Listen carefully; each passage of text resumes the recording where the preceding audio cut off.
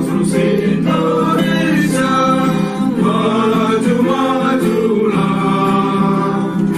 Jasa konstruksi Indonesia, hebat-hebatlah.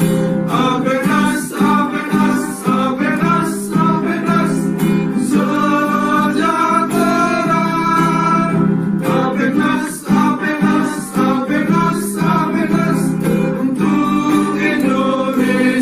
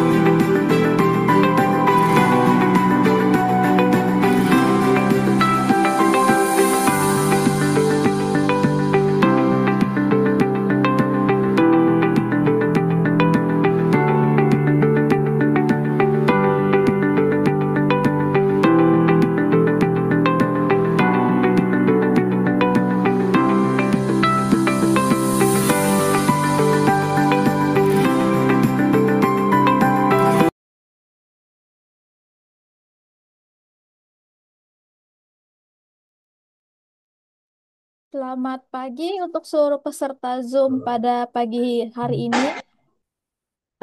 Kita tanyakan dulu apakah Bapak Ketua Umum APEKNAS sudah masuk ke dalam webinar pagi ini? Monitor Mbak Farah, Ah, terima oke. kasih. Oke. Untuk Bapak narasumber kita sepertinya sudah masuk. Mari kita mulai untuk webinar ini. Selamat pagi dan semoga damai sejahtera senantiasa menyertai kita semua. Kepada yang terhormat Bapak Dr. Insinyur Fandi Iyot ST MPWK IPM selaku Ketua Umum APEKNAS, kepada Bapak Insinyur Bambang Trisukmono MM selaku Ketua Umum DPP IALKI yang akan menjadi narasumber webinar pada hari ini, Kamis 26 Juni 2025, serta seluruh peserta webinar yang hadir pada pagi yang berbahagia ini, kami menyampaikan salam hormat kepada Bapak Ibu semua. Alhamdulillah, puji dan syukur kita panjatkan kepada Tuhan Yang Maha Esa,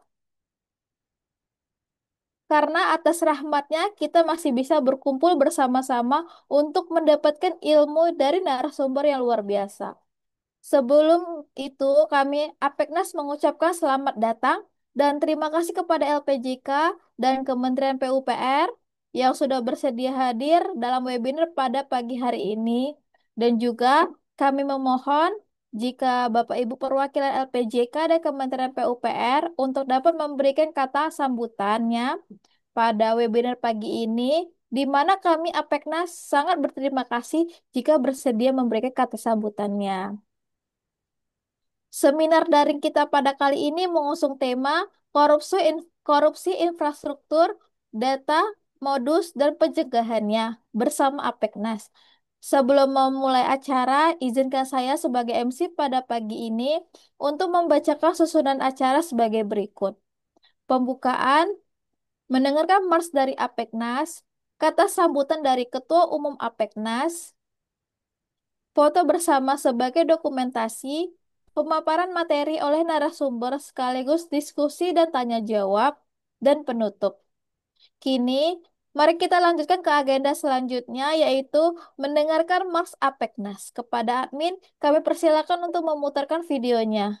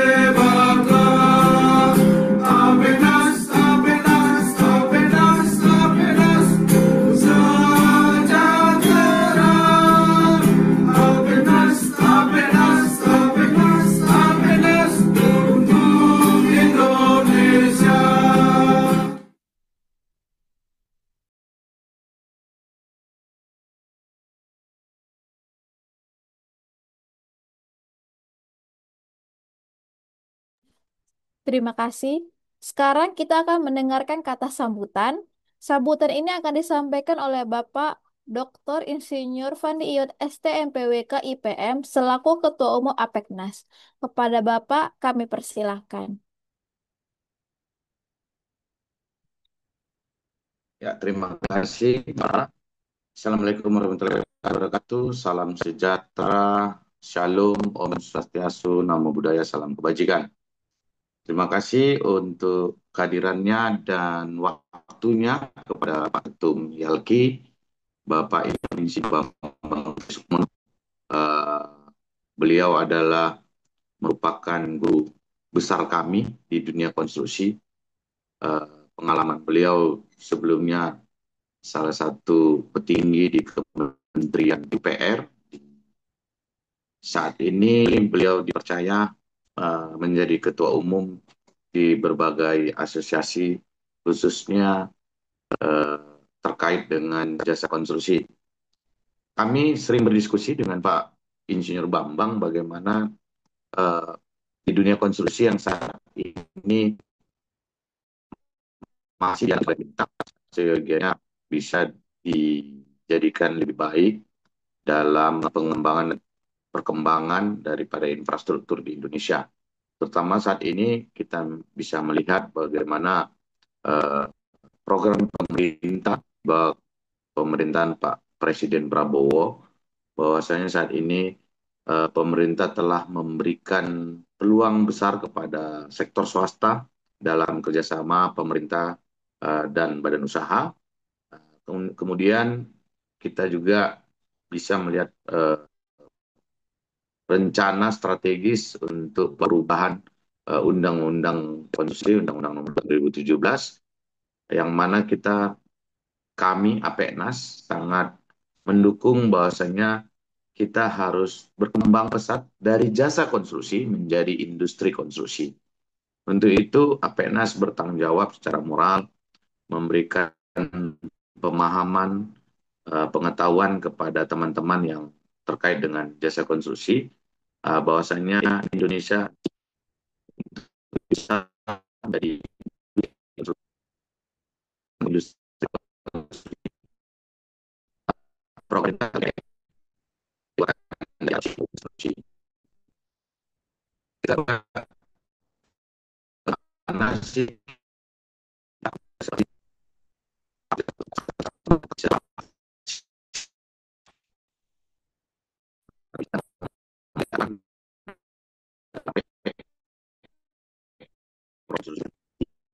tidak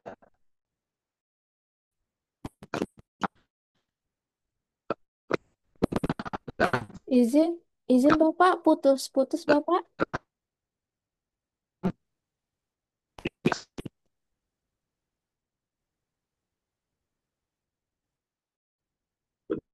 tentang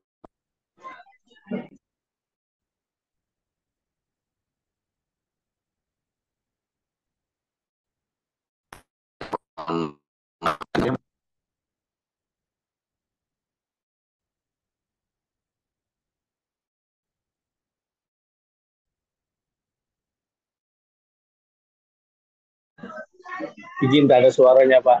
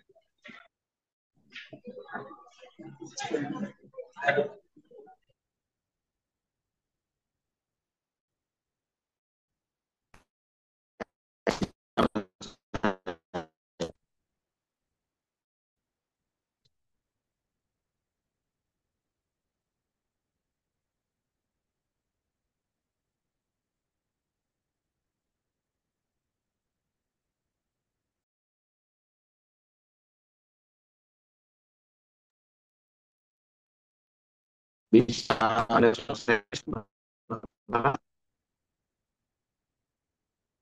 Masih sedikit putus-putus Pak. Saat ini sudah bisa mendengar? Sudah bisa, Pak.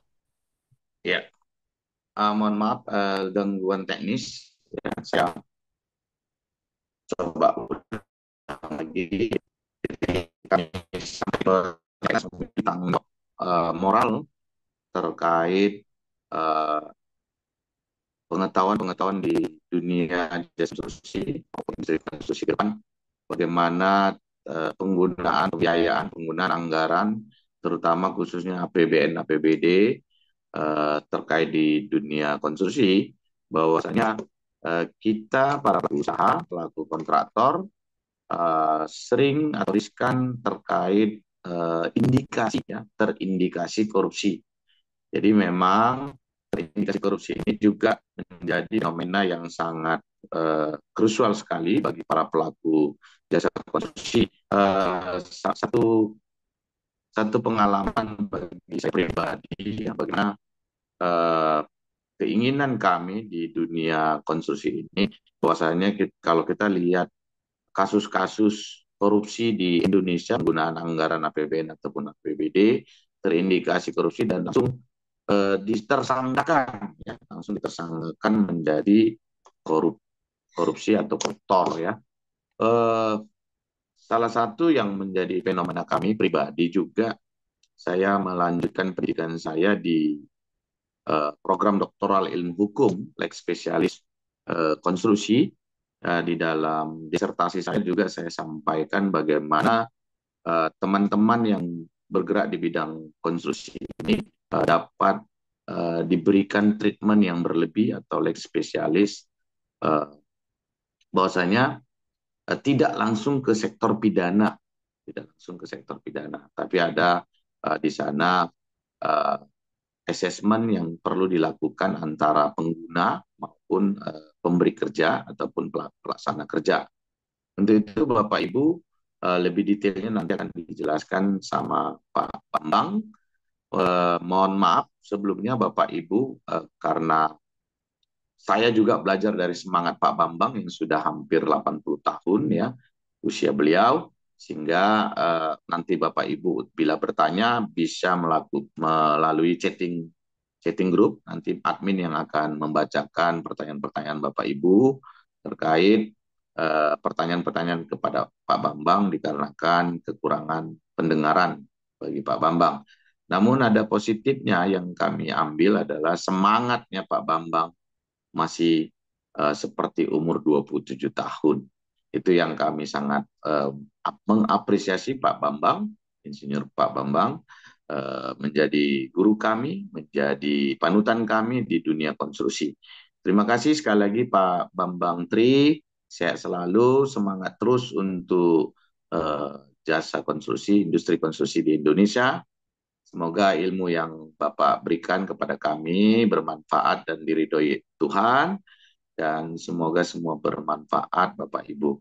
Untuk itu kami juga berharap Bapak Ibu nanti akan membuka kamera supaya bisa foto bersama, kemudian sertifikat yang membutuhkan sertifikat selama mengisi link Zoom ya atau link absensi, maka akan diberikan sertifikat. Namun kami berharap bukan hanya sebatas sertifikat saja Bapak Ibu ya, dapat mengambil ilmu yang disampaikan narasumber hari ini.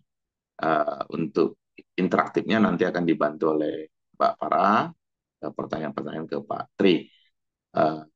Percayalah Pak Bambang Tri ini sumber Google-nya konstruksi di Indonesia, dan para kementerian maupun di dinas-dinas terkait di Kementerian PUPR pasti tidak ada yang tidak kenal Pak Tri.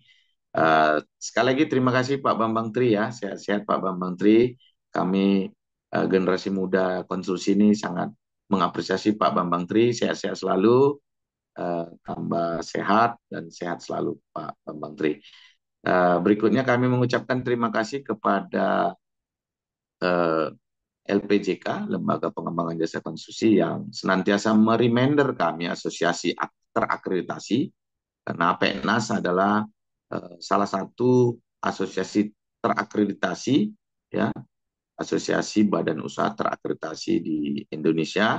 Dari begitu banyaknya asosiasi, puluhan bahkan sampai ratusan asosiasi konstruksi, namun kebijakan pemerintah di 3 tahun lalu untuk seluruh asosiasi yang tidak aktif, yang tidak memberikan kontribusi dan tidak eh, sesuai dengan manajemen eh, yang baik untuk menjadi sebuah asosiasi, maka eh, mereka ataupun kita bisa tidak diluluskan dalam proses akreditasi.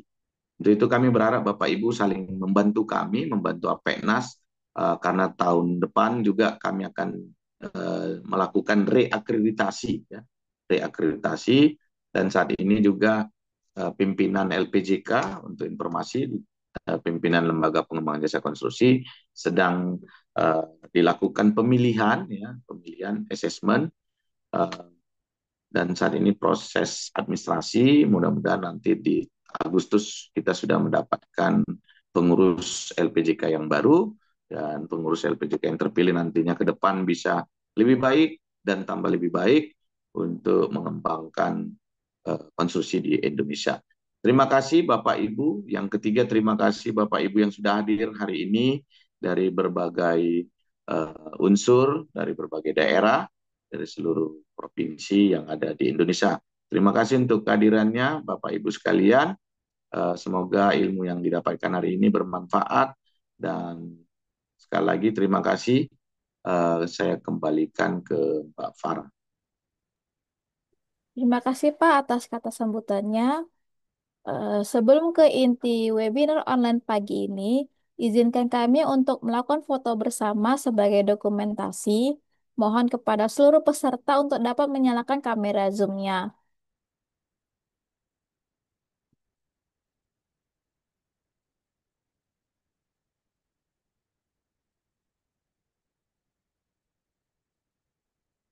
Oke, sebentar Bapak Ibu, kita hitung. Satu,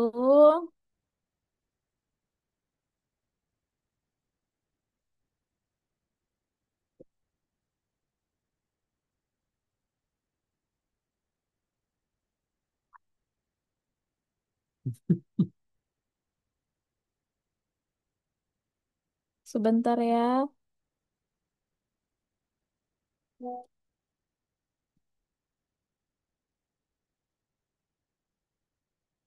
Ter- Terakhir ya Bapak Ibu, satu, dua, tiga.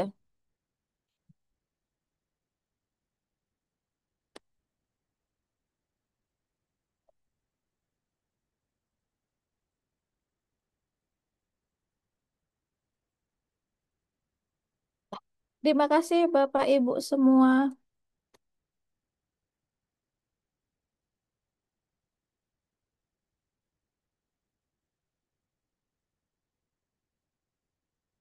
Eh, Sebelumnya kami informasikan bahwa untuk video webinar secara utuh dapat ditonton dari YouTube Apeknas DPN. Kepada seluruh peserta jangan lupa di-subscribe, dan untuk sertifikat dan materi akan kami kirimkan melalui chat ketika Bapak Ibu telah mengisi daftar hadir kembali di hari H yang sudah kami kirimkan ke dalam chat ya. Dan juga kami Apeknas sudah mempunyai channel WhatsApp, jadi mohon dapat di-follow channel Apeknas, di mana kami akan mengirimkan update terbaru seputar dunia konstruksi, seminar dan webinar, peluang bisnis, regulasi, dan event terkini. Selanjutnya, kita akan memasuki acara inti dari seminar online pagi ini, yaitu pemaparan materi oleh narasumber, sekaligus diskusi dan sesi tanya jawab. Webinar ini akan dipandu oleh Bapak Insinyur Bambang Tri Sukmono MM, selaku Ketua Umum DPP IALKI. Kepada Bapak, kami persilahkan.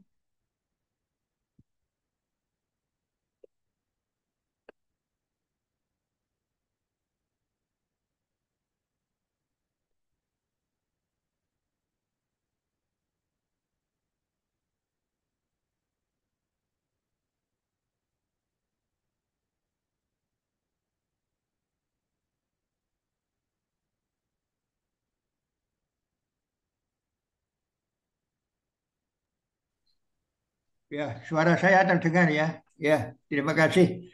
Assalamualaikum warahmatullahi wabarakatuh. Puji Tuhan. Ya, pertama-tama yang saya hormati Bapak Ketua Apeknas Pak Fandi, teman saya dan Bu Farah hadir sebagai moderator, dan penghargaan pada para peserta webinar ini ya, karena seperti kita ketahui Bapak pimpinan negara kita, Bapak Presiden Prabowo gemes terhadap korupsi ya, yaitu dia di statementnya ini ada minta dihukum berat, dimiskinkan dan sebagainya. Memang korupsi itu besar di negara kita, termasuk di bidang infrastruktur. Nanti saya berikan data-datanya berapa besar kerugian negara ya untuk akibat korupsi. Dan untuk bagaimana pencegahannya tentunya perlu modus. Kita tahu modus supaya sehingga harapan kami semua SDM di bidang konstruksi, baik pengguna jasa, pembinaan, pengguna jasa, penyedia jasa atau masyarakat termasuk para LSM ya, ada MAKI, ada ICW ikut mengontrol supaya korupsi di bidang infrastruktur ini berkurang dan bisa dicegah, paling tidak diminimalisir. Baik, saya sampaikan share dulu materinya.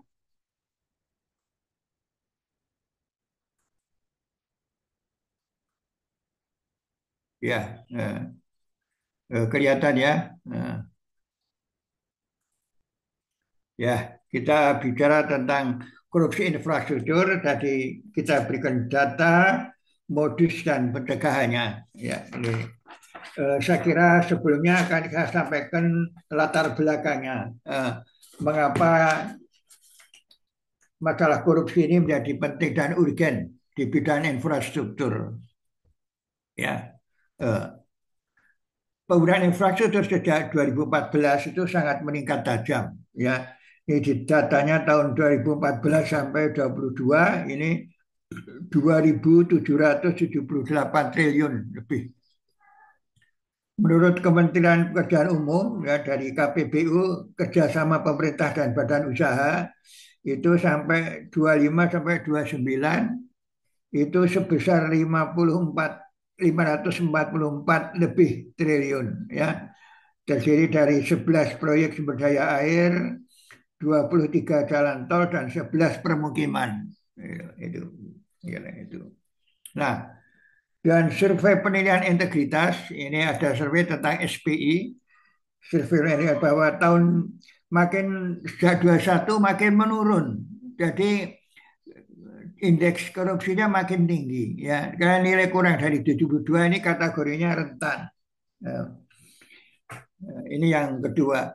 Yang ketiga, pembangunan infrastruktur itu melalui proses yang panjang ya, sehingga mengenal sekuen tahapan. Jadi setiap tahapan ini bisa memberikan peluang-peluang penyimpanan ya, baik dari penyusunan program sampai dengan operasi pemeliharaan itu. Nah, saya akan menyampaikan bagaimana pendapat masyarakat tentang korupsi ya, opini masyarakat ini. Opini masyarakat itu di editorial Media Indonesia tanggal 11 September 23, di situ ditulis bahwa Indonesia darurat koruptor infrastruktur ya. Nah, ini sinyalemen Menteri BUMN itu bahwa tahun September 23 banyak yang korupsi di BUMN. Nah, editorial lagi tanggal Desember 23 ini disebut trias koruptika yang menggila. Nah, menurut Ketua Gerakan Anti Korupsi Pak Suwigitono, ini anti korupsi perguruan tinggi, Desember 23 Indonesia adalah Republik Korupsi. Jadi opini masyarakat ini sudah demikian tinggi terhadap besar terhadap korupsi. Nah, oleh karena saya bisa catatan integritas, bagaimana integritas korupsi secara nasional. Ini tadi saya sampaikan ya. Menurut survei itu tadi ini sudah saya sampaikan rentan ya. IPK, Indeks Korupsi Nasional, Indeks Korupsi Persepsi Korupsi ini penyuapan ada 65,3%, pengadaan barang dan jasa 22,36%, dan penyalahgunaan wewenang 3,85%.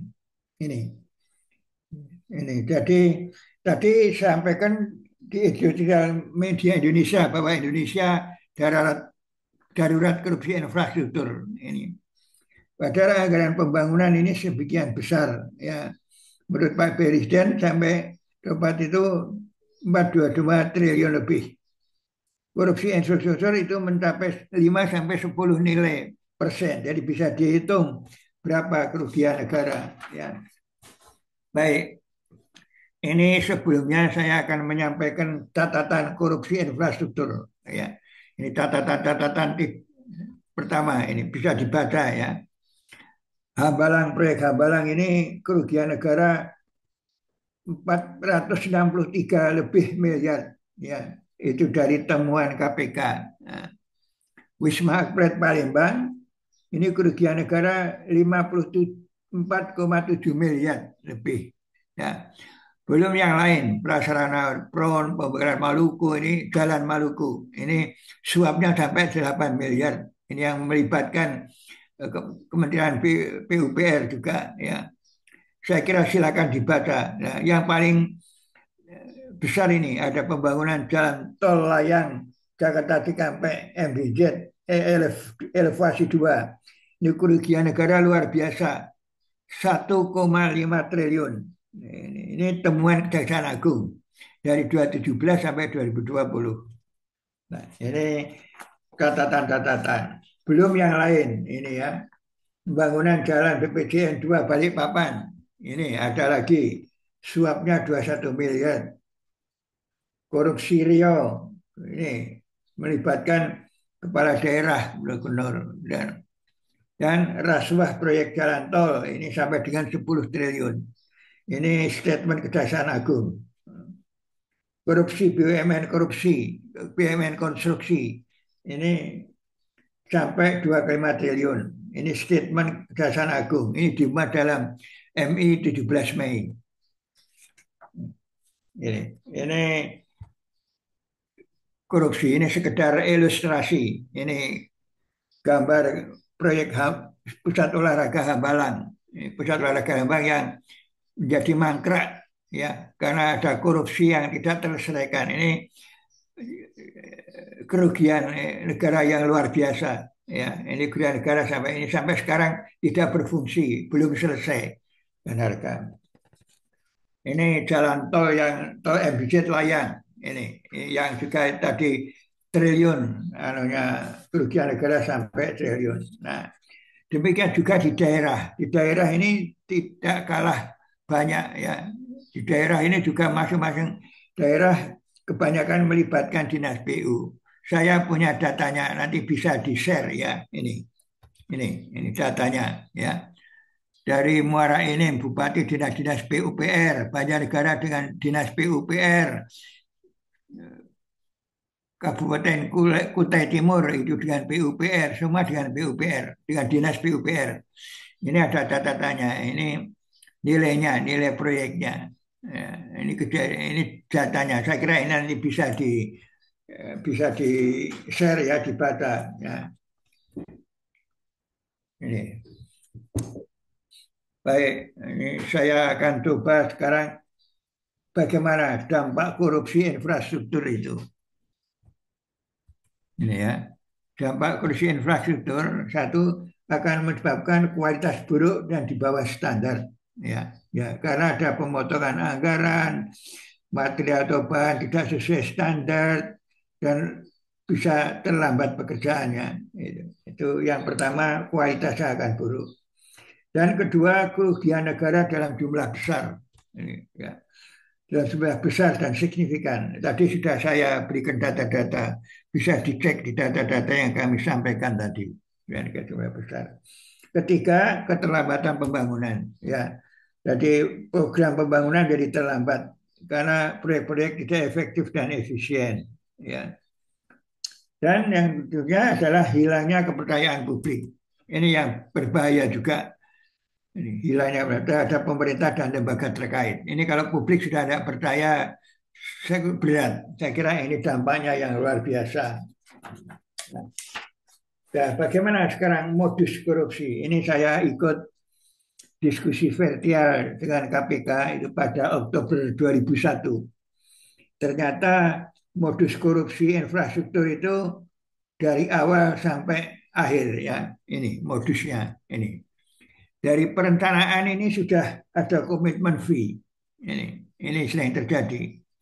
Ini jadi rencanakan sudah ada niat untuk penyalahgunaan wewenang dari perencanaan. Kemudian dalam proses pengadaan, dalam proses pengadaan ini pengaturan pemenang tender. Nah ini diatur. Nah, kira-kira kalau yang akan dimenangkan itu diberi persyaratan-persyaratan yang spesifik yang hanya dimiliki oleh yang akan dimenangkan. Nah ini juga pengaturan tender. Dan bisa pinjam perusahaan. Ini harus bayar biaya. Ini mengurangi kualitas, mengurangi nilai-nilai proyek. Dan manipulasi persyaratan lelang. Dimanipulir ya. Pekerjaan besar sepetah-petah menjadi kecil. Nah itu supaya bisa ditunjuk. Itu juga manipulasi persyaratan lelang. Nah, di dalam pelaksanaan juga. Ini dalam pelaksanaan. Ada laporan fiktif, manipulasi laporan, pekerjaan fiktif, dan sebagainya. Ada membuat pekerjaan-pekerjaan yang tidak bisa dilihat dalam sulit diawasi. Ya, ini catatannya ini melibatkan ini tahun 2004 sampai 2021 itu 751. Melibatkan semua pejabat, gubernur, bupati, wali kota, dinas, DPRD, kontraktor, dan ahli. Ya. Ini komitmen fee catatannya sampai 20%. Ini kontraktor hanya mengambil 20%. Ini adalah modus korupsi. Jadi terjadi pada setiap tahapan. Ini sekarang saya rinci. Ini pada tahap perencanaan dan penyusunan program ini menyusun anggaran di atas harga standar. Nah, ini sudah ada niat. Ya. Mengalokasikan biaya pembebasan lahan yang tinggi di atas harga taksiran. Nah, ini biaya lahan ini, pembebasan lahan ini mestinya berdasarkan NJOP dengan memperhatikan harga pasar. Nah, ini yang dimainkan, yang mudah dimainkan. Ini. Jadi pada penyiapan program sudah ada niat. Ya, dan selanjutnya pada tahap perancangan atau desain ini ya. HPS atau owner estimate, harga perkiraan sendiri itu di atas harga pasar. Perencanaan pekerjaan fiktif yang sulit dideteksi. Misalnya ada upacara-upacara, ada selamatan-selamatan itu yang sulit diperiksa. Kalau sudah terjadi auditnya sulit. Ya. Juga menghitung volume pekerjaan yang sulit dideteksi dengan volume maksimal. Ya. Misalnya pengeprasan, ya, pengeprasan membuat jalan, bikin jalan itu mengepras tebing, itu tanah tapi dihitung padas batu sehingga harga satuannya tinggi. Nah, setelah terjadi diperiksa sudah nggak kelihatan. Nah, ini juga ada pengaturan. Juga kedalaman fondasi. Ya. Tanah keras ini kan sudah diuruk, tidak dilihat lagi, tidak tahu berapa kedalamannya. Jadi dihitung lebih dalam dari kenyataan. Ini contoh-contoh. Nah, dengan mencantumkan harga satuan untuk item sejenis dengan kondisi lapangan yang berbeda. Jadi saya sampaikan mengepras tanah dihitung mengetras batu padas. Ya. Contoh saja ini. Ini tahap perancangan. Ya. Kemudian pada tahap pengadaan. Ya, ini ya. Ini pengaturan tender dengan memberikan persyaratan khusus yang hanya dimiliki oleh yang akan dimenangkan. Nah ini persyaratan-persyaratan spesifik. Ya. Atau mendorong tender tidak sehat.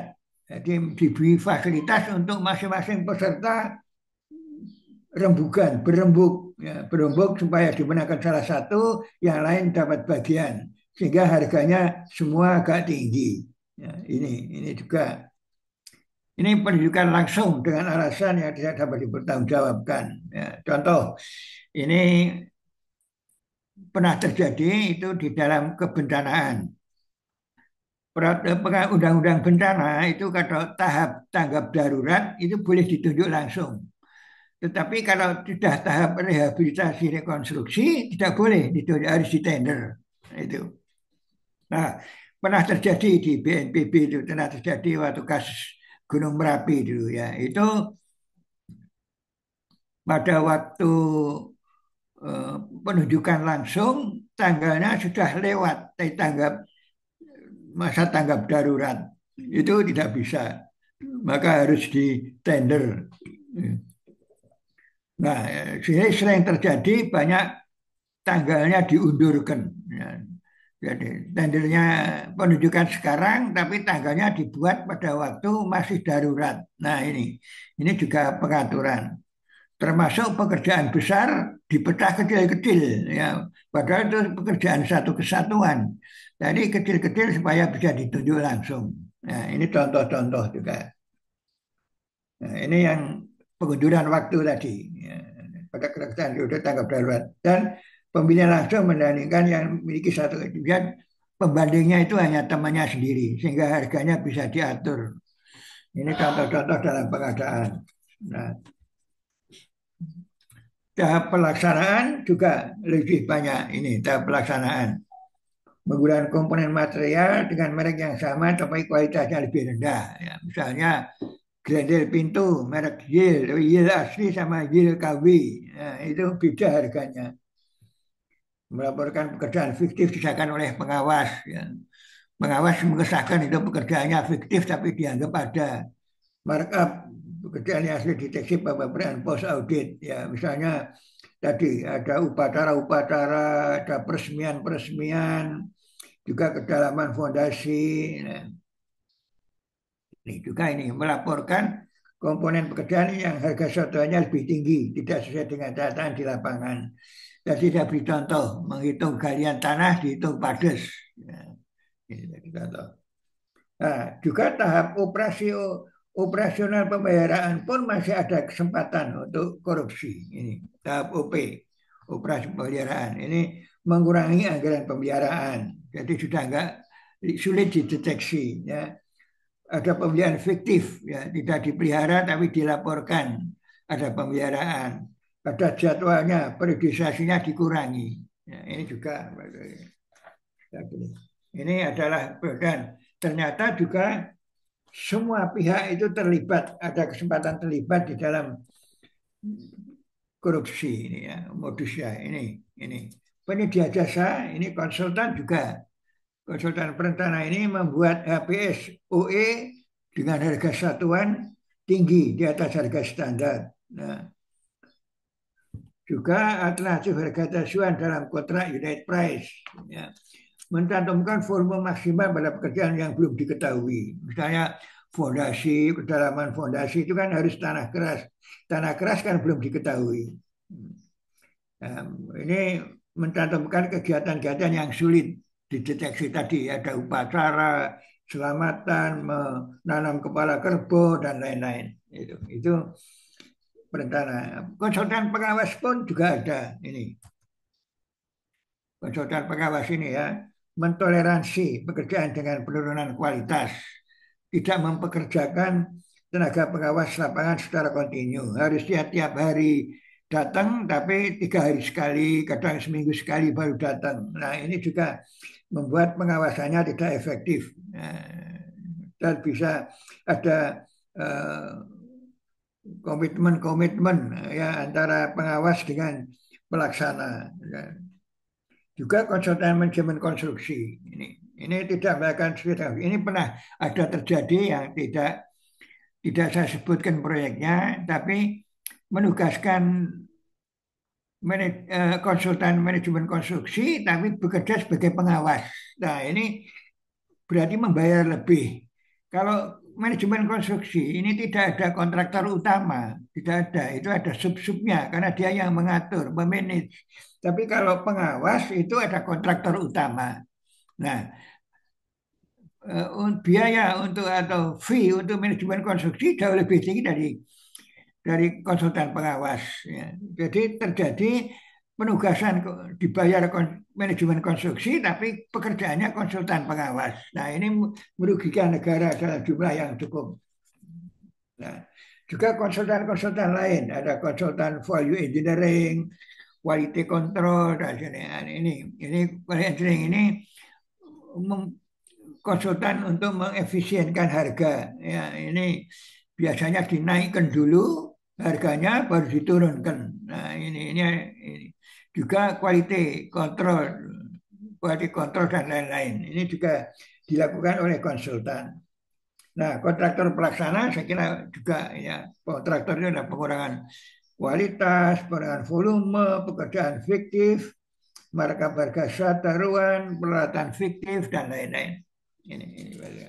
Nah, tapi pengguna jasa pun juga ada peluang, maka karena konstruksi ini hasil dari berbagai pihak, jadi semua pihak pasti terlibat. Ya, ini pengguna jasa. PPK atau pemimpin proyek itu bisa membiarkan, mentolerir perencanaan pelaksana melakukan penyimpangan. Sering ini. Dengan ada komitmen-komitmen. Ya. Atasan PPK pun juga bisa tidak melakukan pembinaan dan pengendalian proyek. Ya, ini aduh tak aduh ada. Atau pengawas memeriksa proyek. Ya. Ini bisa inspektorat, bisa BPKP, bisa BPK. Itu tidak mengikuti proses kemajuan pekerjaan pada bagian tahap kritis. Ya. Ini pengawas lapangan. Ya. Menyetujui markup, menyetujui dan juga pengelola teknik. Ini. Kalau bangunan konstruksi, bikin jembatan, bikin irigasi ini pemimpin proyeknya PPK-nya adalah dari PU, dari orang awam. Tapi kalau bangunan gedung itu PPK-nya instansi yang bersangkutan, yang awam di bidang teknik ya. Misalnya bangun rumah sakit, itu PPK-nya pemimpin proyeknya bisa dokter, bisa medis ya, sehingga ini dimanfaatkan oleh pengelola teknik untuk mengadakan penyimpangan dan nah, juga ada pejabat lain ya. Jadi di data-data di daerah itu sebut kan. Ini legislatif pun memberi kewenangan untuk persetujuan anggaran. Ini wewenangnya. Eksekutif juga memberi kewenangan membuat program. Pejabat pemeriksa keuangan, bisa inspektorat, BPKP, itu mentolerir laporan yang tidak benar. Ya, seperti kasus terjadi ada anggota BPK yang tersangkut korupsi. Ini juga para peserta sudah dengar dari media, ya itu. Dan panitia penaksir. Panitia itu menentukan harga pembebasan lahan yang tinggi, menaksir aset yang lepas dan lain-lain. Nah, sekarang kita sampai pada strategi pencegahan. Bagaimana pencegahannya? Bentar.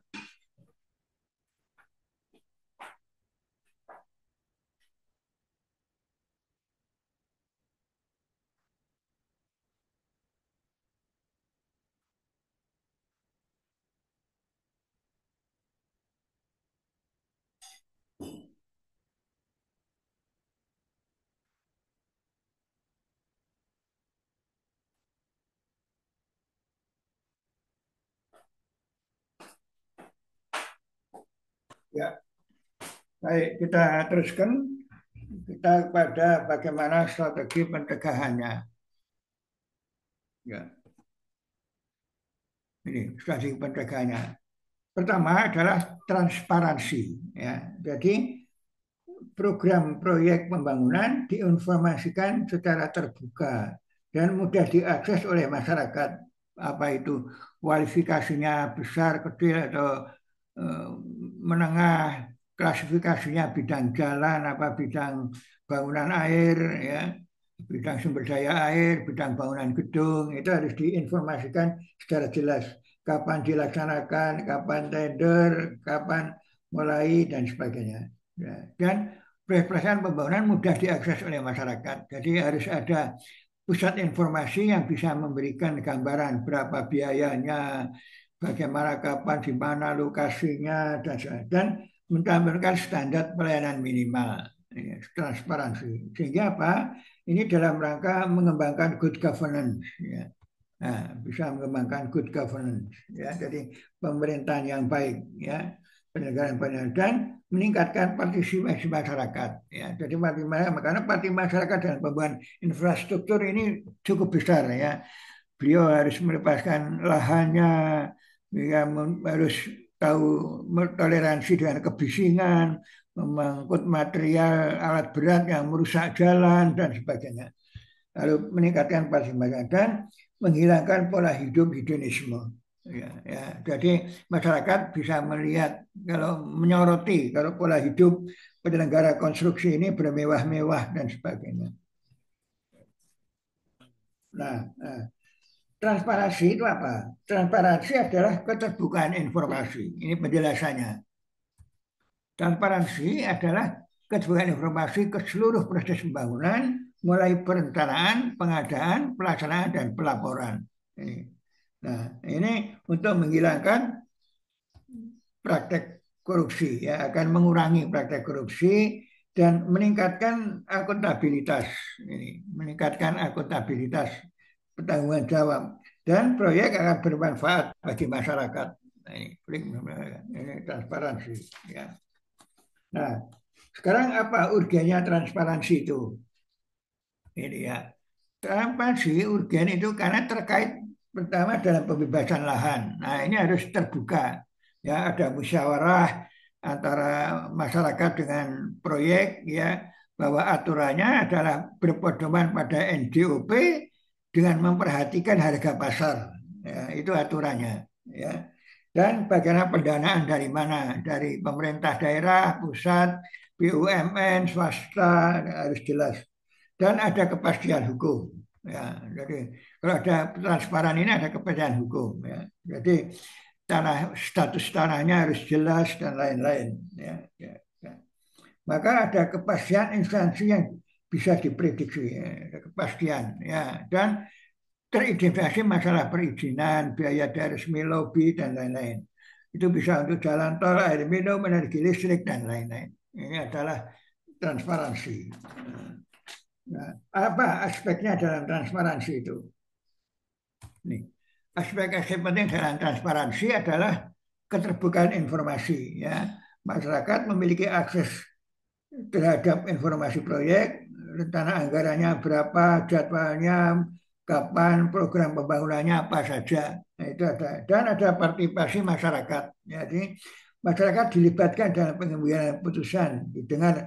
Ya, ini ada yang terjadi di proyek Bener. Proyek Bener itu bendungan Bener di Purworejo. Itu protes masyarakat dianggap tidak transparan, tidak ada sosialisasi. Ini ada kasus-kasus ada. Ya. Ini terjadi pada Kedongombo dulu juga pernah terjadi. Ya. Dan keterbukaan anggaran. Anggarannya harus jelas dari mana, berapa. Ya, dapat diperjawabkan dari setiap langkah yang diambil, termasuk penggunaan anggarannya. Ya.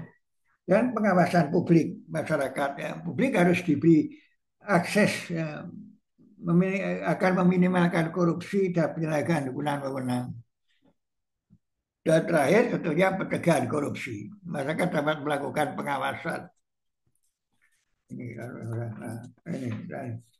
jadi transparansi dalam ini sebagai contoh banyak kasus adalah bendungan, ya. Di pembangunan bendungan ini skala besar yang banyak sekali kurang transparan, banyak jadi kasus, ya. Bendungan Jati Gede, bendungan Kedungombo, itu terakhir di Bener Purworejo, itu ada yang di Sulawesi Selatan itu. Nanti ada contoh-contoh kasusnya, ya. Nanti ada kasusnya. Jadi transparansi ini contoh kasus dalam bendungan, itu, ya. Ini keterbukaan informasi, masyarakat memiliki dan mengetahui informasi lengkap rencana pembangunan bendungan. Partisipasi masyarakat diperlukan, yaitu melibatkan masyarakat dalam proses perencanaan, dalam forum konsultasi publik untuk memperoleh masukan dan aspirasi. Ini dalam perencanaan, dalam pelaksanaan ini ada keterbukaan anggaran, ya. Sumber dana dari mana, penggunaan dananya, laporan keuangannya, dan pengawasan publik. Ya. Masyarakat dapat melakukan pengawasan dalam pelaksanaan proyek. Ya. baik pengadaan barang dan jasa, standar-standarnya, gitu ya. Nah, dan proyek bendungan ini dampak fisik sosialnya besar, ya. Perlu ada analisis dampak lingkungan, ada AMDAL, ada studi AMDAL dilakukan secara transparan, ya. AMDALnya itu jangan disembunyikan, tapi transparan dan melibatkan partisipasi masyarakat. Hasil studi dipublikasikan sebagai bahan pertimbangan dan pengambilan keputusan. Ini penting ini ya. Ini sering-sering tidak dilakukan. Ya. Masyarakat tidak dilibatkan dalam studi AMDAL dan hasil studi juga tidak dipublikasikan. Dan jangan lupa bendungan banyak dampak sosial, penambahan dampak sosial besar ya. Harus merelokasi penduduk dalam jumlah besar. Kompensasi pembebasan lahan ini terjadi di waduk Jati Gede dulu tidak diterima ya. Ada dampak ekonomi masyarakat termarginalisasi ya, ya. Biasa petani disuruh jadi nelayan itu nggak bisa, harus ada pembinaan, harus ada pemberdayaan. Ini contoh kasus ini contoh kasus. Ini waduk Pasir Loreng Waju Sulawesi Selatan ini mulai 2024 pembebasan 42,97 hektar. Ya. Ini masyarakat menilai pembangunannya tidak transparan dan tidak ada keadilan ya, karena dinilai tidak ada sosialisasi. Ini waduk benar Projo. Ya, ini. Ada penolakan warga, ada ganti rugi. Ya. Perencanaan pembangunan kurang sosialisasi. Ada penolakan uang ganti rugi. Dianggap masyarakat tidak setuju karena belum ada sosialisasi pembangunan waduk ya. Dikhawatirkan ada keselamatan warga dari jarak minimal 500 meter blastingnya itu meter. Itu yang pertama, transparansi. Baik, yang kedua adalah nanti masalah akuntabilitas. Yang pertama tadi transparansi. Dua, Bangladesh. Apa akuntabilitas itu? Pengertiannya adalah pertanggungan jawab atas pengelolaan sumber daya dalam pelaksanaan kegiatan dan bentuk tanggung jawab pengguna dan penyedia jasa kepada pimpinan dan pihak-pihak lain. Itu pengertiannya akuntabilitas. Nah, apa prinsipnya? Prinsip-prinsip akuntabilitas adalah memiliki komitmen. Pertama, kedua, melaksanakan visi misi tujuan yang bermanfaat dari infrastruktur yang dibangun, ya. Dan memberikan informasi terkait tingkat pencapaian tujuan dan sasaran. Apakah dengan waduk ini banjir berkurang dan sebagainya? Apakah dengan jalan tol ini disparitas harga berkurang? Ada pengembangan wilayah dan sebagainya. Harus diinformasikan secara jujur, objektif, dan inovatif. Ada beberapa jenis ya. Ini ada akuntabilitas fiskal, pembiayaan, akuntabilitas legal, tidak melanggar peraturan, akuntabilitas program, selalu bermanfaat, akuntabilitas proses, transparan, dan akuntabilitas outcome, keluaran hasil dari proyek infrastruktur. Ini akuntabilitas. Nah, ini saya beri gambaran tentang penyuapan. Nah, ada sistem manajemen penyuapan itu di SMAP, itu di ISO 37701 tahun 2016 ini. Jadi ini sebelumnya ini jadi akan tercapai mutu waktu dan biaya, ada tanggung jawab vertikal dan tanggung jawab horizontal. Vertikal terhadap pimpinan, terhadap atasan, horizontal terhadap masyarakat. Nah, tadi mengenai SMAP ya, ini SMAP. Ini dari paparan Deputi Pencegahan KPK itu pada 12 Mei 2002. Ini penyelewengannya ternyata paling banyak penyuapan. Penyuapan itu 82 kasus. Perdagangan barang dan jasa ini luar biasa nomor 2, 263 kasus. Termasuk jasa konstruksi ya. Ya. Ini ada penyalahgunaan anggaran 24, TPPU ya itu. Pungutan 26 sampai perizinan 25. Nah, nilai SPI, survei penilaian integritas rata-rata nasional itu 72%. Ini rata-rata nasional. Tapi Kementerian PU itu lumayan lebih tinggi dari nasional, jadi lebih baik. Tetapi jangan lupa PU anggarannya demikian besar. Memang hanya 17-19%, tapi anggarannya sangat besar. Sehingga kerugian negara pun jadi sangat besar. Nah, itu. Ini mengenai ya. Jadi yang kedua adalah akuntabilitas. Yang ketiga dalam pencegahan apa? Yaitu penegakan hukum. Ini penegakan hukum. Yang ketiga ya. Penegakan hukum itu ada Undang-Undang Nomor 31 tentang pemberantasan tindak pidana korupsi.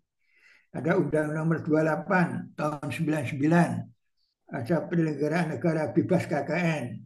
Ada KUHP pasal 15. Ini undangnya itu kan. Nah, ini ada praktek penegakan hukum yang belum memberi kepuasan masyarakat. Ini ada ex-gubernur Banten yang bebas. Yang ada yang bebas, yang ada di Jasa Marga, ada jaksa, ada gubernur Jambi itu bebas. Maka perlu reward and punishment, perlu penghargaan dan hukuman, sanksi. Ya, ini ada akhirnya apa? Akhirnya ada kemauan politik dari pemerintah, perlu political will. Ini perlu sekali untuk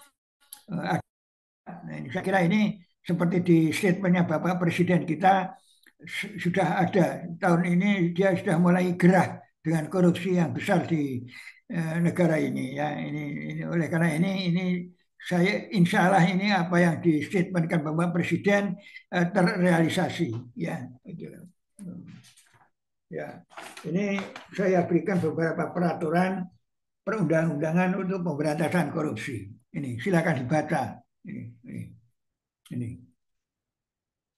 Jadi ada Undang-Undang Nomor 31 99, Undang-Undang Nomor 20 2001 tentang pemberantasan tindak pidana korupsi. Ya. Ada Undang-Undang Nomor 30 tentang Komisi Pemberantasan Tindak Pidana Korupsi. Ada KPK, pendirian KPK. Ada PP 46. Ini tentang pengadaan barang dan jasa pemerintah. Ini situ ada aturan-aturan sanksinya juga. Ada Perpres 55, ini strategi nasional pencegahan dan pemberantasan korupsi jangka panjang dan jangka pendek. Ini aturan-aturannya.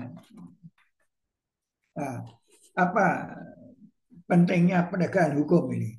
Mengapa penegakan hukum ini sangat penting? Ya, ini penegakan hukum sangat penting ya di korupsi infrastruktur agar proyek berjalan sesuai rencana. Ya. Kalau tidak ada penegakan hukum akan banyak ya, kemudian anggaran tidak diselewengkan ya, karena diatur oleh aturan-aturan hukum. Dan yang ketiga kualitas mutunya terjamin ya, kualitas infrastruktur terjamin itu.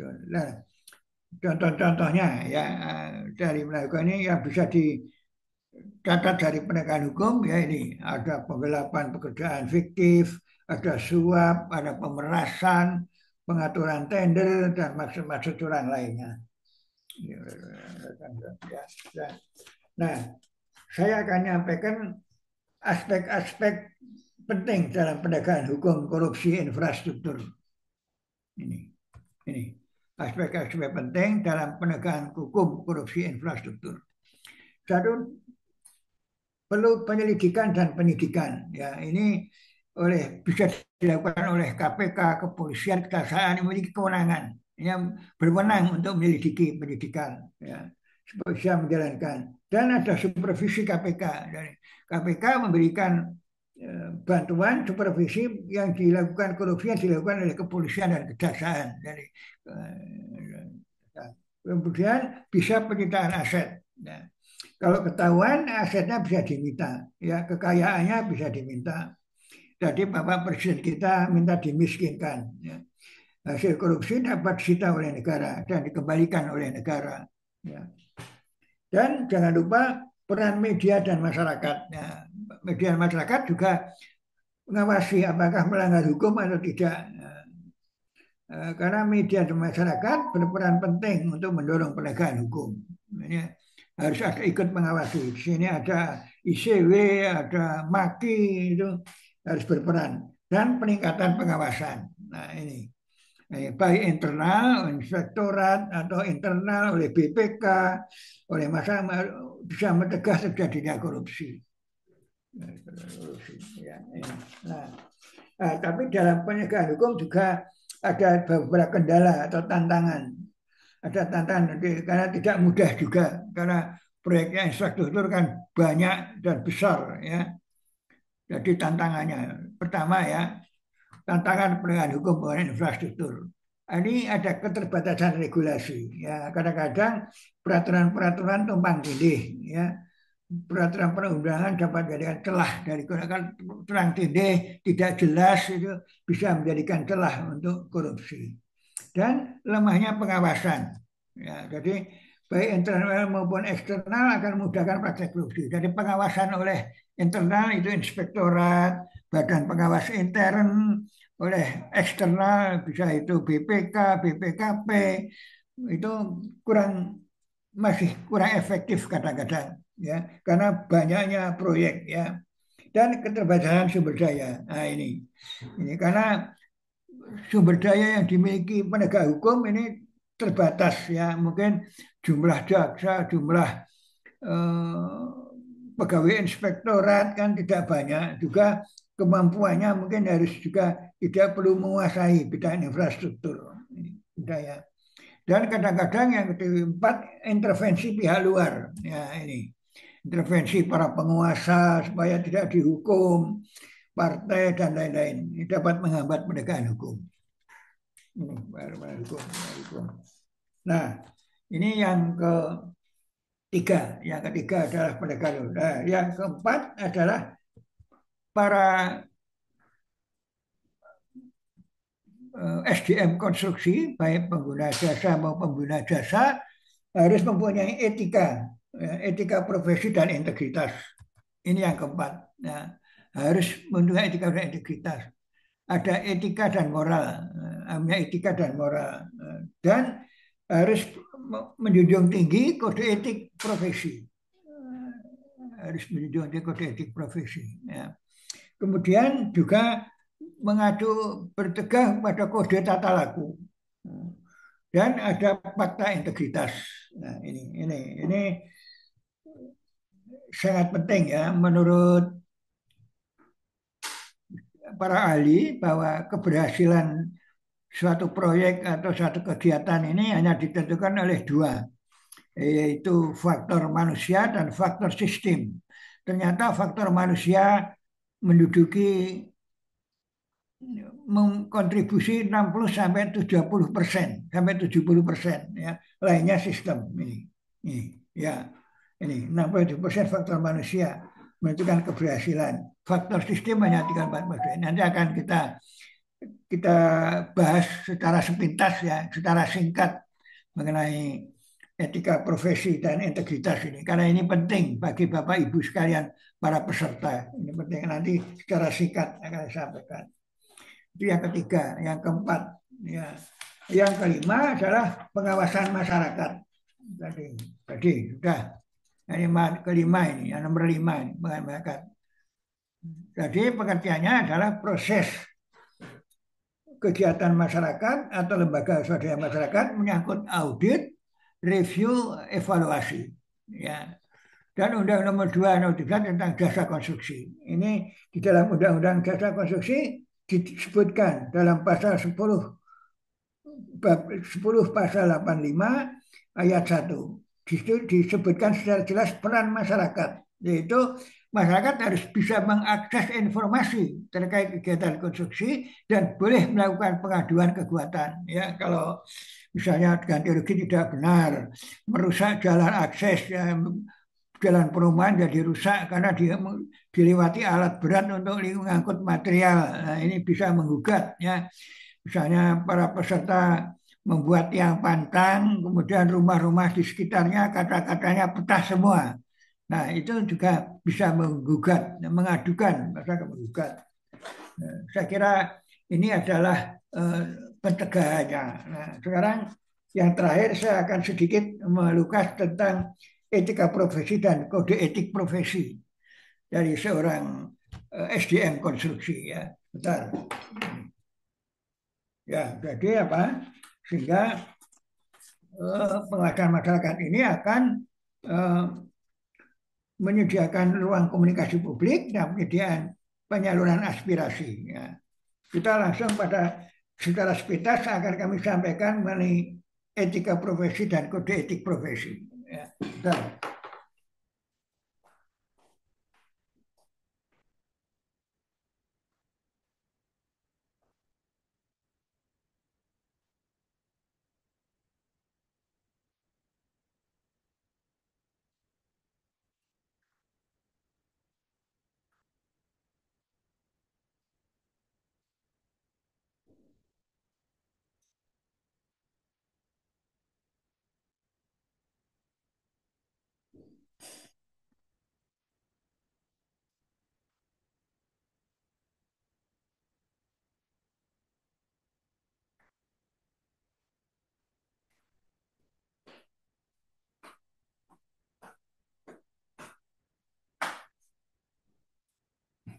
Ya, karena lanjutkan ya tentang etika profesi dan kode etik profesi. Ya, ya. Sebelumnya akan mulai dengan etika dan moral. Apa perbedaan etika dan moral? Ya, ini. Ya. Apa perbedaan antara etika dan moral? Ya. Etika itu dari kata Yunani ethos adalah kebiasaan atau watak. Dan etiket kata Perancis dari bahasa Perancis adalah kebiasaan cara bergaul. Jadi etika adalah batasan-batasan nilai normatif yang mengatur interaksi antara manusia dengan masyarakat lingkungan. Itu interaksi. Kalau moral atau mos bahasa Latin, mores adalah cara hidup, ya, nilai-nilai tertentu mana yang baik, mana yang buruk, ya, mana yang patut dilakukan, mana yang tidak patut dilakukan. Ya, misalnya para peserta menghadap Bapak Bupati, Bapak Gubernur pakai sandal jepit, ya itu melanggar etika karena itu mengatur antara bapak-bapak dengan para pejabat, ya misalnya gitu, melanggar etika.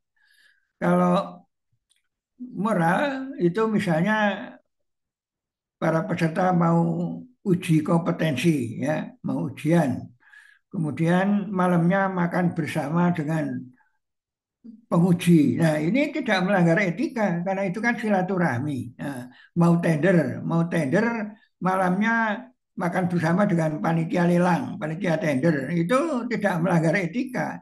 Itu silaturahmi. Tapi itu patut atau tidak dilakukan. Nah, apa tidak patut dilakukan. Ya, pernah terjadi seorang ketua DPR mau memperpanjang kontrak Freeport ketemu di hotel, makan di hotel. Nah itu tidak melanggar etika karena itu silaturahmi, tapi itu patut apa tidak dilakukan. Nah ini bedanya antara etika dan moral. Ya, jadi ini bedanya. Ya, etika, ya. Ya, kalau apa pengertian etika profesi? Sekarang yang etika profesi adalah seperangkat nilai-nilai, norma-norma dan prinsip-prinsip, ya, nilai yang harus dipegang teguh, ya, dan dijalankan oleh profesional dalam menjalankan tugas dan tanggung jawabnya. Itu etika profesi. Ya. Saya bagaimana etika profesi di bidang konstruksi. Ya. Ini. Nah, etika profesi di bidang konstruksi adalah kewajiban dan larangan, ya, itu tercantum dalam Undang-Undang Nomor 22 tentang Jasa Konstruksi, itu ada dan PP 4 2930 tentang Good Governance. Dalam Undang-Undang Jasa Konstruksi ini ada muatan good governance, ya. Misalnya ada semangat good governance, ada spirit, ya. Misalnya harus memberikan tugas pada orang yang ahli, tender harus terbuka dan sebagainya, itu adalah good governance ya. Harus adil antara penyedia jasa dan pengguna jasa, ini adalah semakin, dan juga prinsip etika moral. Jadi tadi sekilas saya berikan antara etika dan moral itu prinsip-prinsipnya. Nah ini diterjemahkan menjadi kode etik dan kode tata laku. Nah, dan kode perilaku kode etik. Ya, jadi kode etik adalah pengertiannya norma-norma tentang pedoman, sikap, perbuatan, pertanggungjawaban jawab dalam melaksanakan tugas dalam masyarakat dan organisasi, pergaulan dan bernegara. Nah, tujuannya untuk sebagai arah dan pedoman ya, untuk menjunjung tinggi martabat dan kehormatan citra dan pembinaan karakter watak dan jiwa korsa. Ini etika profesi. Nah, apa prinsip-prinsip etika profesi itu?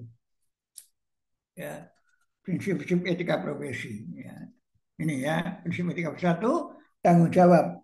Tanggung jawab apa? Tanggung jawab terhadap pelaksanaan tugas pekerjaan dan terhadap hasilnya.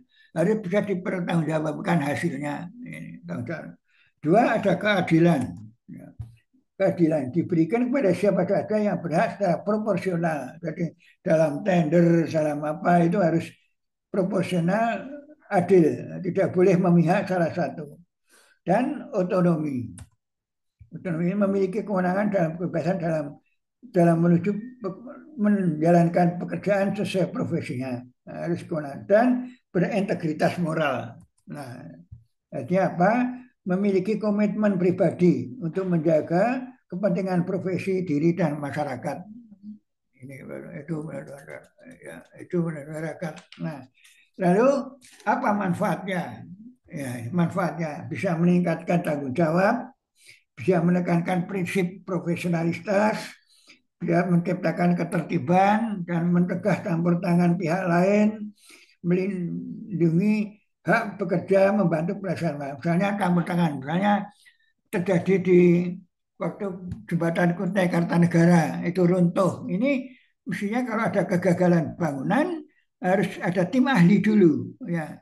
Nah, belum kadang-kadang belum penegak hukum sudah masuk. Nah itu nanti kalau tim ahli nanti ada pidana, silakan penegak hukum, polisi, kejaksaan masuk. Tapi belum jangan buru-buru sudah masuk. Nah ini artinya mencegah campur tangan pihak lain. Ya kalau memang nanti di dalam pemeriksaan tim ahli ada pidana, ya silakan diperiksa. Jadi kalau belum, mungkin karena bencana, karena lain itu tidak perlu masuk. Jadi ada gedung roboh karena bencana, ya karena tanah bergerak, saya kira tidak perlu ada pihak lain. Saya kira ini maksudnya, ya. Bagaimana pengertian dari kode etik tadi ya? Pengertian dari kode etik profesi adalah aturan-aturan, nilai-nilai, norma-norma yang profesional tertulis dengan jelas dan tegas, menyatakan apa yang benar, apa yang profesional. Nah, bagaimana fungsi kode etik profesi? Ya, ini fungsi kode etik. Satu, sebagai pedoman, yaitu bagi setiap anggota tentang prinsip-prinsip profesionalitas yang digariskan sehingga jelas apa yang boleh dan apa yang tidak boleh. Ya, ada pedoman bertindak dan bekerja. Ini, ya. Dan sebagai sarana kontrol. Ya, ini. Kontrol sosial bagi masyarakat ada pada profesi yang bersangkutan. Nah ini ada kontrol. Jadi seorang punya kode etik, masyarakat saya melihat ini melanggar atau tidak kode etik. Dan mencegah campur tangan di pihak lain. Ya, tadi sudah saya kasih contoh ya.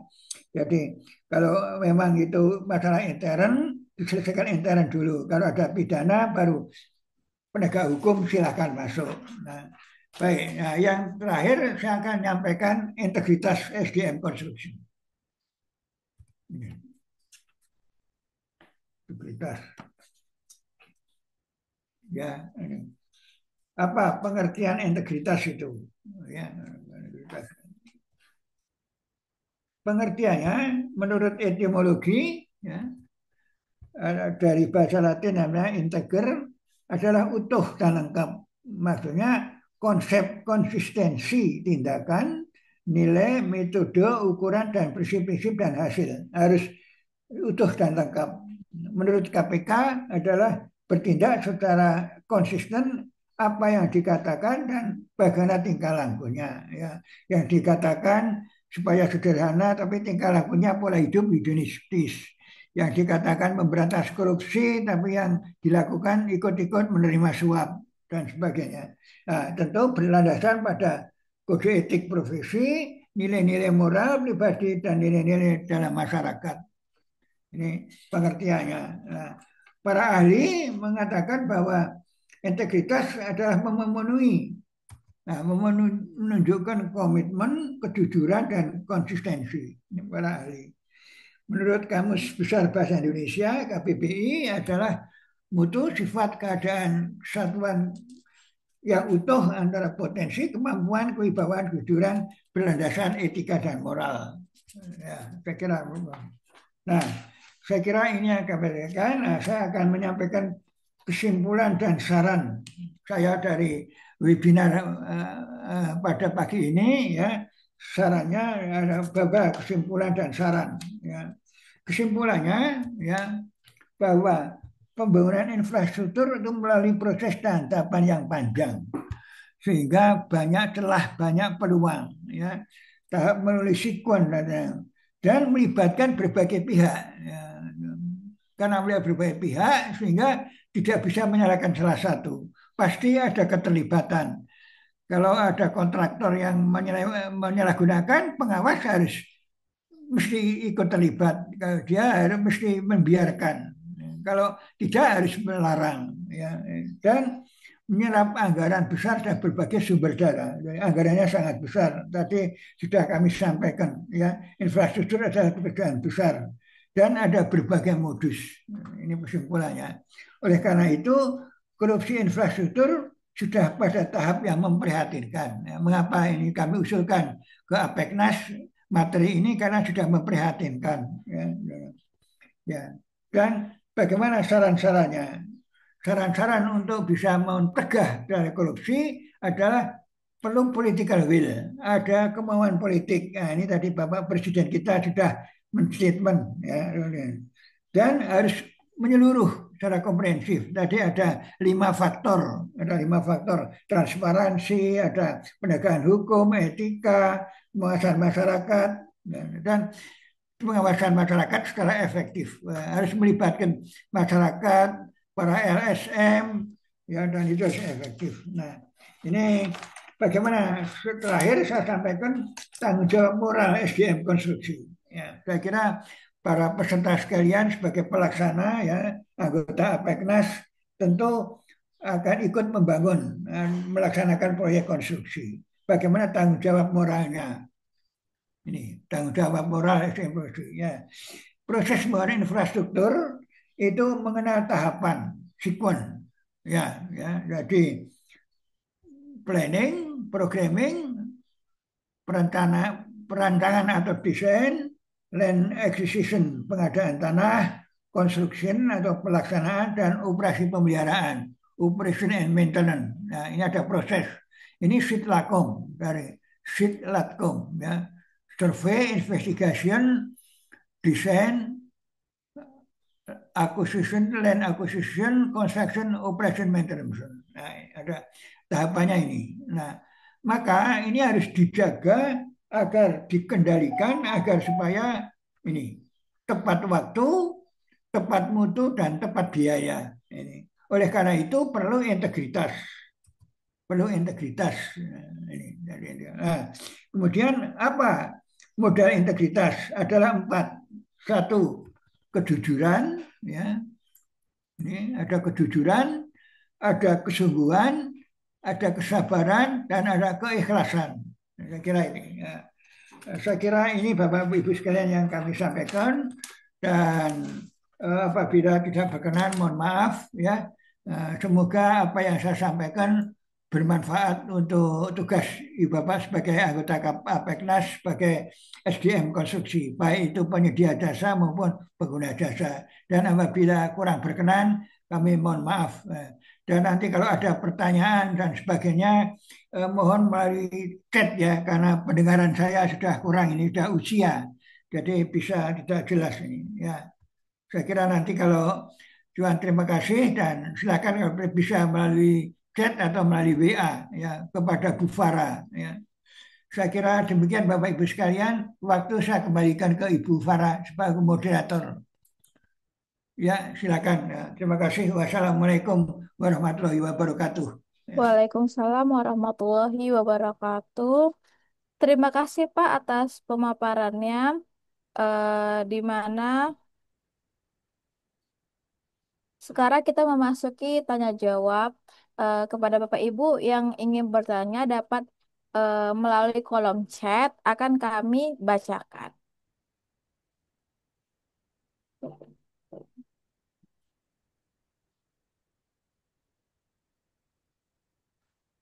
Ini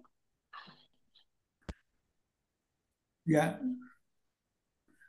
ini ada baik, ini ada pertanyaan dari Pak Garwono ya, yaitu ini terkait dengan korupsi di bidang infrastruktur yang mudah membudaya. Untuk saat ini ada langkah konkret yang harus dilakukan. Dalam perundang-undangan sudah jelas peraturannya, regulasinya sudah jelas. Tapi pertanyaannya, apa langkah konkret kita dalam pemberantasan korupsi bidang infrastruktur? Ya, jadi langkah konkret kita sebagai tadi ada sampaikan ada 5 tahapan. Nah, bagi siapa? Bagi tadi dalam kesimpulan ada garis besarnya ada political will, ya, ada pengawasan masyarakat, ya, ada pengawasan masyarakat, ada political will, dan ada eh, secara komprehensif. Ya. Nah, langkah kita Bapak-Bapak sebagai pelaku usaha jasa konstruksi, pertama jangan lupa pegang kode etik profesi dan kode tata laku. Kode etik profesi itu yang membina adalah asosiasi. Jadi asosiasi ini mempunyai kode etik apabila melanggar maka bisa disanksi, bisa dikeluarkan dari asosiasi, dilaporkan menjadi pidana. Jadi itu yang pertama. Jadi para penyelenggara pelaku jasa konstruksi harus punya kode etik dan bisa menyatakan menolak apabila ada ajakan-ajakan dari pemberi tugas, dari siapapun yang mengajak ada penyelewengan, penyimpangan harus tegas. Dan yang jangan lupa pengawasan masyarakat. Masyarakat harus dilibatkan. Jadi sebagai pelaksana pekerjaan konstruksi terbuka, jadi masyarakat itu mengawasi. Apalagi sudah ada MAKI, Masyarakat Anti Korupsi Indonesia, sudah ada ICW, Indonesian Corruption Watch, ini bisa dikembangkan untuk mengawasi tiap-tiap proyek. Jadi pengawasannya harus komprehensif. Jadi sekali lagi bagi pelaku jasa konstruksi, Bapak Ibu sekalian para peserta, pertama pegang teguh kode etik profesi, jadi anggota asosiasi seperti APEKNAS bisa memberikan sanksi apabila Bapak Ibu itu menyeleweng, tidak memenuhi, tidak patuh pada kode etik profesi dan kode tata laku, dan disebarkan kepada masyarakat secara luas. Ya, dengan demikian mendorong pihak pemberi tugas untuk ada political will. Itu langkah-langkahnya, dan kalau perlu disosialisasikan kepada masyarakat ya, bahwa proyek ini harus bersih dari korupsi. Ya, memang sekarang di kantor-kantor sudah ada tulisan-tulisan tidak menerima suap dan sebagainya. Tapi tidak cukup dengan tulisan, dengan tindakan. Karena masyarakat yang perlu bahasa adalah contoh perilaku, bukan tulisan-tulisan atau orasi-orasi, bukan, tapi contoh.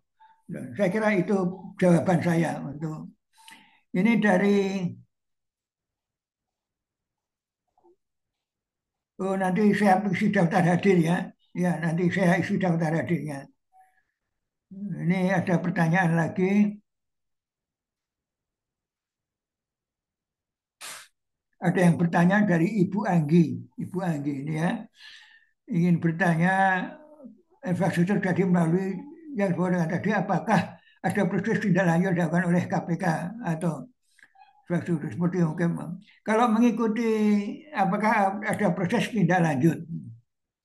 Nah, saya kira ini kalau mengikuti media ini sudah dalam proses. Nah, mungkin prosesnya lama atau tepat saya tidak jelas ya, tapi sudah diproses oleh PTK. Kalau diikuti di media massa.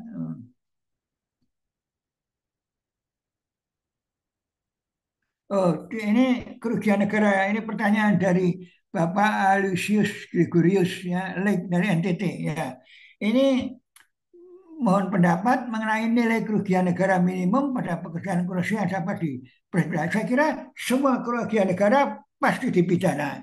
Hanya besar kecilnya nanti menentukan hukuman atau sanksi yang diterima. Jadi meskipun kecil itu bisa dipidana, cuman mungkin pidananya ringan, ya, tapi tetap dipidana. 1 rupiah pun penyelewengan itu bisa dipidana. Saya kira itu jawaban untuk Bapak Gregorius ya dan Lisi. Ini ada pertanyaan dari Bapak Muga ya. Ini bagaimana upaya pemerintah dalam melindungi pemberi tugas konstruksi tatkala proyek infrastruktur terintegrasi korupsi. Memberian kada itu apa? Memberi dan menangkap sebentar pemberi sudah mengeluarkan biaya yang sedikit. Bagaimana upaya pemerintah dalam ini bagaimana pemerintah dalam melindungi proyek yang mangkrak ini. Ya, ini seperti tadi oleh Hambalang ya. Saya kira proyek yang mangkrak itu harus dievaluasi ya. Dievaluasi kemudian dimanfaatkan. Entah itu tetap dilanjutkan atau digunakan untuk keperluan lain atau dimodifikasi, itu harus dilakukan karena ini biaya negara sudah mengeluarkan biaya. Jadi meskipun tadinya untuk proyek Hambalang untuk olahraga dirubah menjadi asrama itu silakan saja, tapi jangan dibuat mangkrak, itu harus diatasi ya. Ini banyak kan ada kemauan politis itu. Ini ada lagi dari Bapak Fatrio ya. Bagaimana pendapat Bapak untuk saat ini? Penegakan hukum seringkali masuk ke pendampingan tahap konstruksi, memberikan komitmen pendampingan penjelasan dapat selesai. Kadangnya kegiatan konstitusi yang sudah selesai. Oh, gini Pak. Ini ada proyek yang penegak hukum sudah ikut mendampingi, ya, ada pendampingan. Nah, ada pendampingan itu, ini pernah saya lakukan ya begini. Itu pada waktu membangun pasca bencana itu kan keadaan darurat, harga-harga bisa naik. Misalnya pernah saya lakukan, pernah punya pengalaman saya itu mengangkut material, membersihkan material itu per hitungannya per kubik berapa. Tapi waktu membersihkan ada mayat orang, ada mayat jenazah, itu harga standarnya akan naik. Itu tidak diketahui, maka itu perlu pendampingan dari penegak hukum. Ya. Proyek sudah ada pendampingan, itu di dalam pendampingan tentunya dia mengikuti. Ya. Kalau dalam putusan-putusan notulen rapat, dalam notulen rapat itu kan disebutkan ada pendamping dari pengawas. Kalau tetap ada setelah pekerjaan selesai harusnya aman. Ya, jadi kalau pada waktu selesai masih ada masalah hukum, berarti pendampingannya tidak efektif.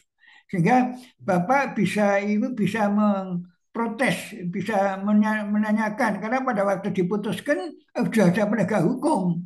Nah, ini bisa melakukan class action, bisa diprotes ya.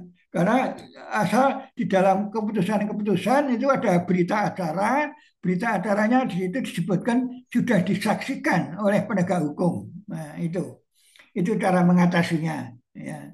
Saya kira itu untuk jawaban dari Pak Fatrio, ya, Pak Fatrio. Jadi pendampingan ini perlu, bagus itu, tapi harus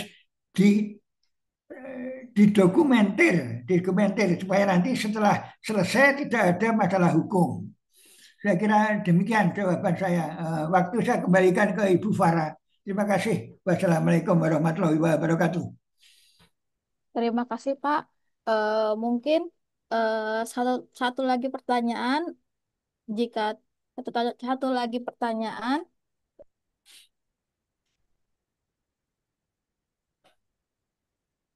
boleh dituliskan di kolom chat. eh, Atau bisa Bapak Ibu yang ingin bertanya lebih lanjut dapat menghubungi kami ke 0811 777 8757 atau subscribe atau follow WhatsApp kami Apeknas, channel Apeknas untuk eh, informasi lebih lanjutnya.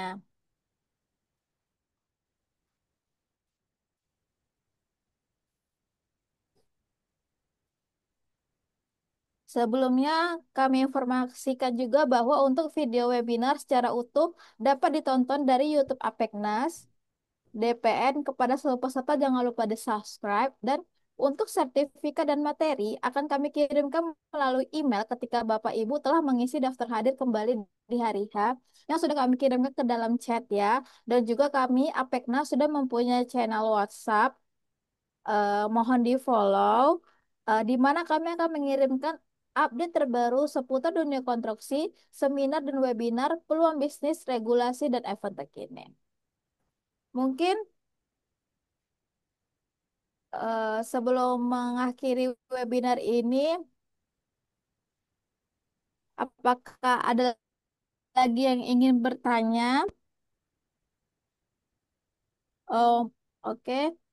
Kita lanjutkan di mana kita tutup, di mana untuk pemaparan dan diskusi tadi memberikan wawasan yang sangat berharga yang dapat diaplikasikan di dalam dunia konstruksi maupun di masyarakat. Terakhir, kami ingin mengucapkan terima kasih kepada para narasumber serta semua peserta yang telah dengan penuh perhatian mengikuti acara ini dari awal hingga akhir. Saya atas nama panitia juga ingin menyampaikan permohonan maaf jika ada kesalahan selama pelaksanaan webinar online ini berlangsung. Dan juga kami sampaikan materi dan sertifikat akan kami kirimkan jika Bapak Ibu telah mengisi daftar hadir yang telah kami kirimkan ke dalam chat. Akhir kata, wassalamualaikum warahmatullahi wabarakatuh. Waalaikumsalam.